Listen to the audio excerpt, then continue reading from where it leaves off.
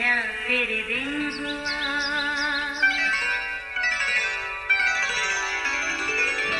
नया फिर दिन हुआ, पुरानी रात का करे सो शुक्र हम खुदा की जात का, खुदा की जात का नया फिर दिन हुआ।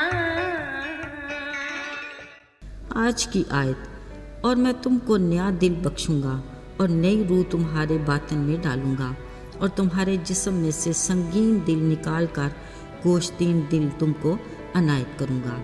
हिजकिय्याह 36 बाब 26वीं आयत। अजीज़ो, प्रॉमिस या वादा नाकाबिले एतबार लफ्ज़ है, एक शर्त में मुकीद कुछ अल्फाज जिनके पूरा होने या न होने की कोई गारंटी नहीं। शायद दिन भर हम हज़ारों में वादे करते हैं, बच्चों के वालिदैन के साथ, वालिदैन के बच्चों के साथ, आपस में बड़ों के वादे, कुछ दोस्तों के वादे। इनमें कुछ तो पूरे हो जाते हैं, बाकी वक्त गुजरने के साथ दिल से ही उतर जाते हैं। फिर ये कह दिया जाता है, जनाब वो वादा ही क्या जो वफा हो गया। खैर, ये तो है इंसानी फितरत का असूल, मगर खुदा का असूल ये है कि वो वादा ही क्या जो वफा ना हो। कलाम मुकद्दस में लिखा है, आसमान और ज़मीन टल सकते हैं मगर मेरे मुंह का कलाम हरगिज़ ना टलेगा। बिलाशुबा खुदा ही वो हस्ती है जो अपने वादों में सच्चा और आदिल है। रूल कुदस के नज़ूल के बाद शमौन पतरस के साथ खुदा का वादा पूरा हुआ कि इस पत्थर पर मैं अपनी कलीसिया की बुनियाद रखूँगा। कलाम मुकद्दस में लिखा है कि खुदा का कलाम फैलता गया और बहुत से लोग ईमान लाकर कलीसिया में शामिल होते रहे, लेकिन उसके साथ अबलीसी कुव्वतों ने भी भरपूर कुव्वत के साथ सर उठाया और इनमें साउल नामी शख्स रसूलों पर जुल्म और ईमानदारों को परागंदा करता और कलीसिया को इस तरह तबाह करता कि घर घर घुसकर मर्दों और औरतों को घसीट कर कैद में डाल देता था। अजीज़ों, वो हर वक्त शागिर्दों को धमकाता और उनके कत्ल की धुन में रहता। इसी सिलसिले में उसने सरदार काहिनों से खत मांगा ताकि दमिश्क के इबादत खानों में मर्द और औरतों को बांध कर लाए और यरूशलेम में लाकर उन्हें कैद में डाले। एक दिन वो अपने इसी मंसूबे के तहत पूरी तैयारी के साथ दमिश्क की राह पर गामजन था कि अचानक खुदा अपने पूरे जलाल के साथ उस पर जलवागर हुआ। वो औंधे मुंह जमीन पर गिर गया और पूछने लगा कि आए खुदावन, तू कौन है जिसे बकौल तेरे मैं सता रहा हूँ। जवाब मिला, मैं यीशु हूँ जिसे तू सताता है, मगर उठ शहर में जा, अब तुझे मैं बताऊंगा कि तुझे क्या करना है। अजीज़ों, कलाम मुकद्दस में साउल की तब्दीली के बारे में लिखा है कि खुदा ने उसके दिल की आंखें खोली, फिर 3 दिन बाद उसने उठकर बपतिस्मा लिया और खुदावंद के फजल के बायस रूल कुदस से भर गया और खा पी कर ताकत पाई। अजीज़ों, खुदा की कुदरत का कमाल देखिए।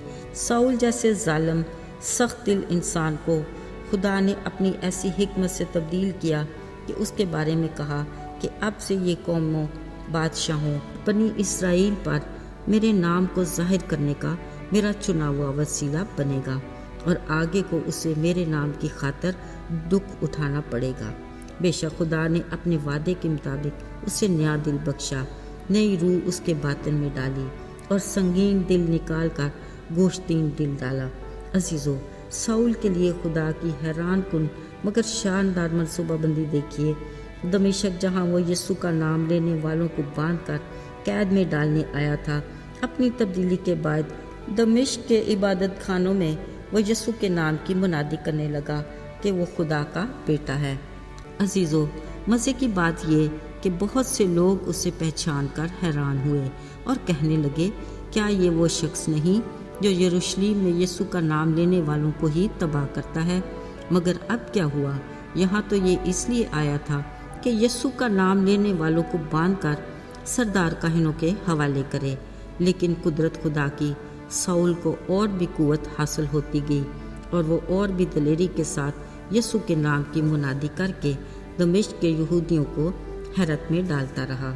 आखिरकार उन्होंने उसे मार डालने का इरादा कर लिया और दिन रात दरवाज़ों पर पहरा देने लगे, मगर शागिर्दों ने साउल को टोकरे में बिठाकर दीवार पर से शहर से बाहर निकाल दिया। कलाम मुक़द्दस में लिखा है, उसने यरूशलेम में पहुंचकर बाकी शागिर्दों के साथ मिलकर बड़ी दलेरी से यीशु के नाम की मुनादी शुरू की।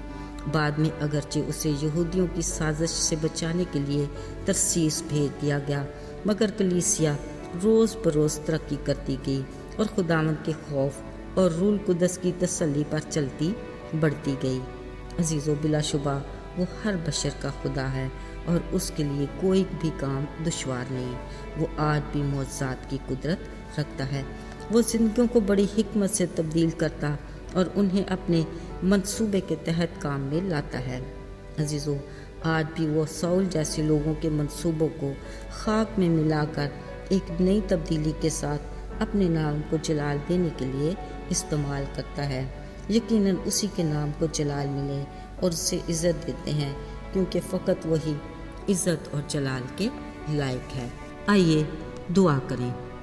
आए आसमानी बाप, तू जो आसमानों और ज़मीनों का खालिक है, कारखाना कुदरत तेरे इख्तियार से चलता है और हर शय तेरी मर्ज़ी के मुताबिक काम करती है।